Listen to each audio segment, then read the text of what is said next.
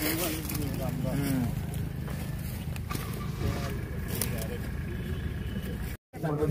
मदत तर त्यांच्याकडूनच घ्यावं लागेल ना.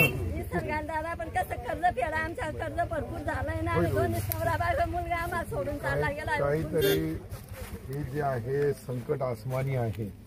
आसमानी संकटाचा मुकाबला आपल्याला करावा लागेल आणि शेवटी नुकसान भरपाईमध्ये 100% आम्ही तुम्हाला घेणार. 100 जे नुकसान झालं ते सर्व नुकसान भरपाई आपण देणार. अध्यक्ष सौ थोड़ा सा पाठीमागे शाहजी कोण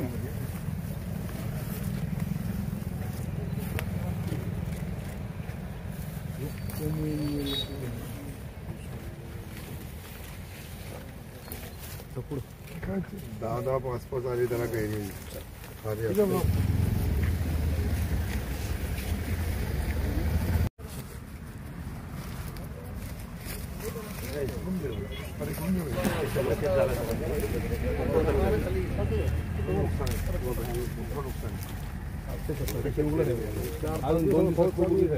जसं जसं पाऊस पडेल तसं नुकसान अजून वाढणार आहे.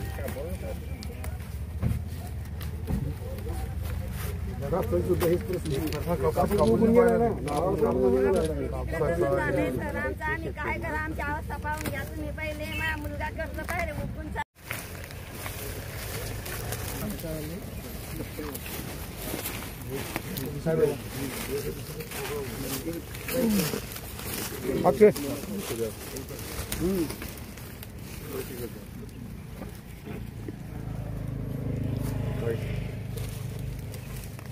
तुटलेला जी मक्का होती आता शेवटच्या याच्यामध्ये आणि सर्व नक्की झालेली पूर्ण डॅमेज झाली.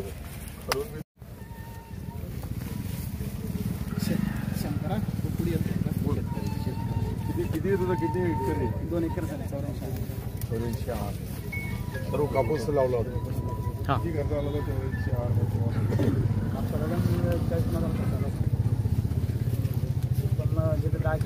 84 हे बरोबर नाही. हे जे नुकसान आहे हे सातत्याचे आता हे काळा पडू लागला तो एक नुकसान आहे.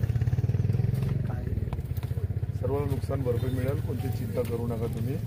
मी आताच कृषी अधिकाऱ्यांची तहसीलदाराशी सर्वांशी बोललो की जे कापसाची जितकी पीक असेल आपल्या सोयगाव तालुक्यामध्ये, मका असेल, काही ठिकाणी सोयाबीन असेल, अनेक जे पिकं आहेत, फळबाग असेल, या सर्वाच्या नुकसान भरपाईचे पंचनामे केल्यानंतर ह्या 3 दिवसामध्ये सर्वाच्या अकाउंटवर पैसे येतील.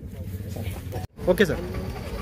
सोयगाव तालुक्यामध्ये सातत्याचा पाऊस या गेल्या 5 दिवसापासून पडू लागलो आणि याच्यामुळं मका असेल, कापूस असेल, सोयाबीन असेल किंवा अजून भरड धान्य मोठ्या प्रमाणावर नुकसान झालेलं आहे. या नुकसानाचे सर्व पंचनामे झाले. आता या 3 दिवसाच्या आत सर्वांच्या अकाउंटवर जे शेतकरी बांधवांनी KYC किंवा त्यांचे अकाउंट आपल्याकडे आलेले आहे त्या सर्वाच्या अकाउंटवर या 3 दिवसामध्ये पैसे पडतील, जेणेकरून जो खचलेला शेतकरी आहे त्याला शासनाची मदत मिळेल. आणि भविष्यामध्येही जी काही कर्जमाफीचा मी आता फिरू लागलो 3 दिवसापासून, तर सातत्याने लोकांची मागणी आहे कर्जमाफी करा.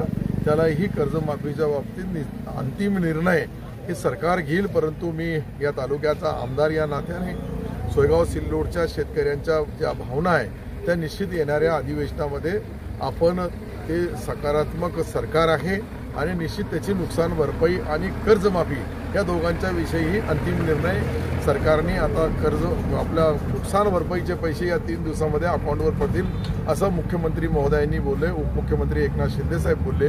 त्याप्रमाणे आता पुढची तयारी शेतकऱ्याला रब्बीसाठी लागणारी मदत जी लागेल त्यासाठी आम्ही प्रस्ताव शासनाकडे पाठवलेला आहे. त्याचा तो ॲडव्हान्स पैसा त्याच्या हातामध्ये आला खतासाठी, बी बियाण्यासाठी, तर निश्चित रब्बीचे पीक ते घेऊ शकतात.